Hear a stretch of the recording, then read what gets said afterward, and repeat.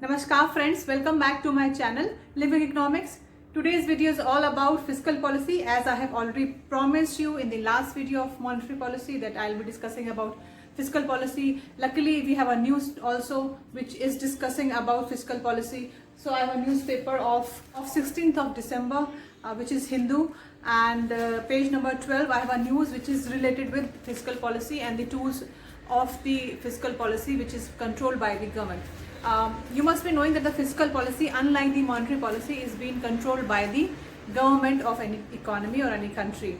Unlike monetary policy, which is being controlled by the central bank of the economy or any country.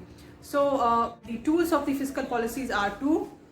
One is the government spending and other is the taxation. Government changes the government spending and taxation to make sure that public spends money, or it can at least initiate spending in the economy so that this chain reacts and it recovers the economy in short run.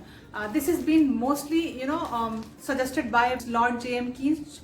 In short run, Keynes said that we need government spendings, and government can pull out or can recover the economy by initiating spendings like digging up the well-built road, which is very much required if your economy is in recession.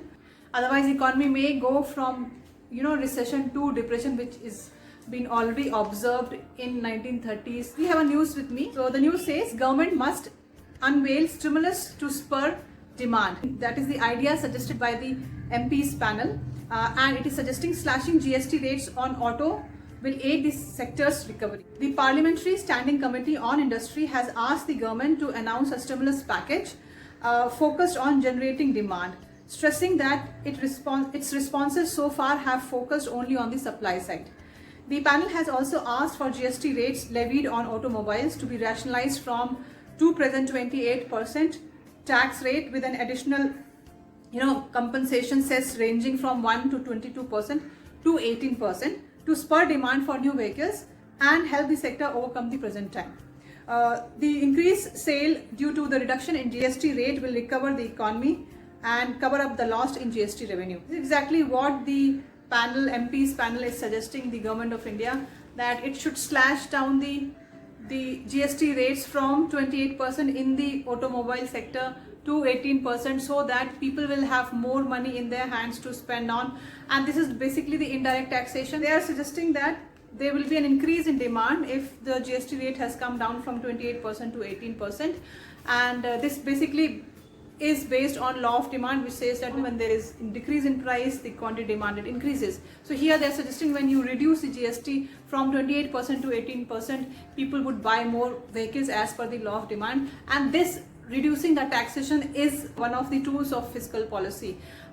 So I'll just tell you how fiscal policy works with these two tools. One is government spending and the other is taxation.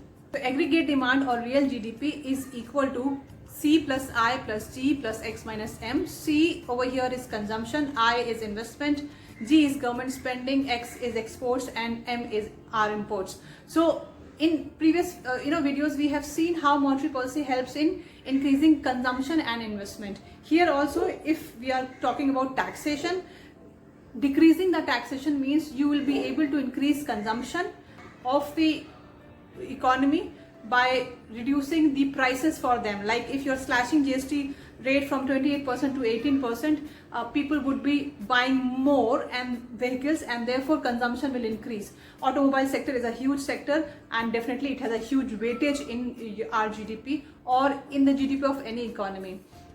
Second thing is the personal tax. So if tax rates are slashed down, for income tax rates are slashed down, then public will have more money in their hands. When they have more money in their hands, they will buy more, right? So this is how the taxation of the fiscal policy can increase aggregate demand by increasing consumption, right? Now let us see what government spending talks about. Government spending is the G of aggregate demand. Government generally is stimulate the economy by spending crores of rupees or billions of dollars, and it creates job, it creates employment, which in turn gives money in the hand of the public and give them the purchasing power. So again, what happens when G increases, aggregate demand or GDP increases, and G in turn Government spending in turn increases the consumption as well as the investment. When corporate taxes are reduced, the profit will be increased and the private sector will be interested in investing more. So how fiscal policy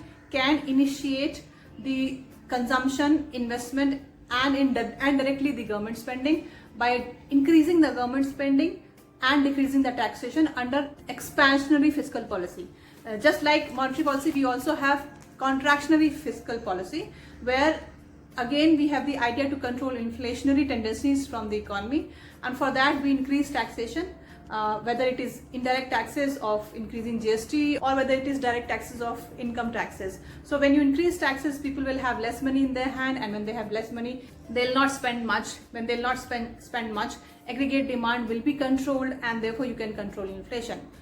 On the other hand, you can also use government spending. So when government is spending less on such stimulus packages, then again people will have less money, there will be lesser aggregate demand, and lesser aggregate demand means you can control demand pull inflation, right? So this is how fiscal policy works with the two tools of government spending and taxation.